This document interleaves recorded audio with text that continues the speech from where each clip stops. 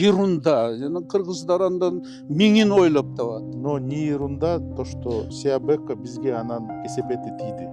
Кандайча кесепет тийди, ошону айтып бериңиз. Биринчиден полностью налогтон бошотулду да.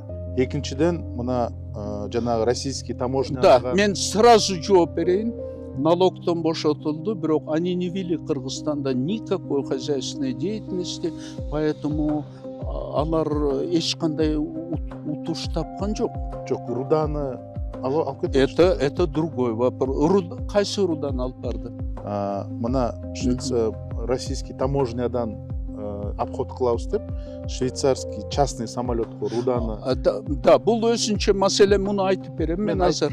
Кыргыздар жанагы мухадан слон жасаганга эң чоң мастер. Себеби 90-жылдарда көп сел болду, тоолор көчтү, жана айылдарды жууп кетип атты.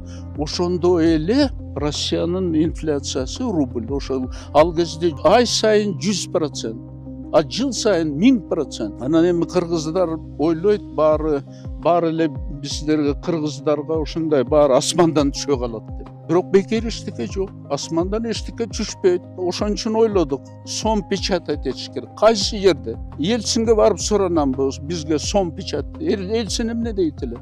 Мы же разрушаем рублевую зону. Туурабы? А башка жерде жок.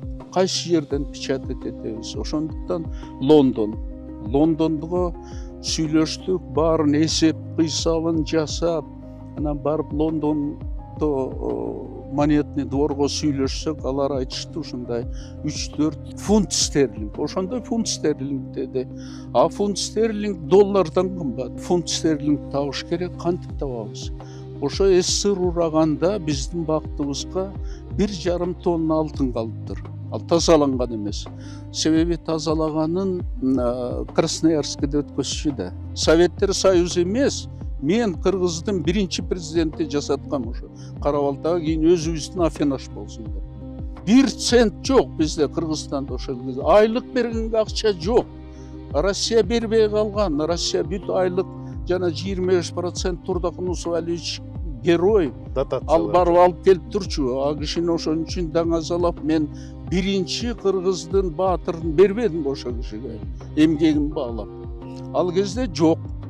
Айлык бергенге акча жок. Ошон үчүн биз ошол жанагы алтынды ал чоң жардам берди бизге. Эң чоң биз наоборот, биз ошо Сиабека, Бирштайнга рахмат айтыш керек болчубуз.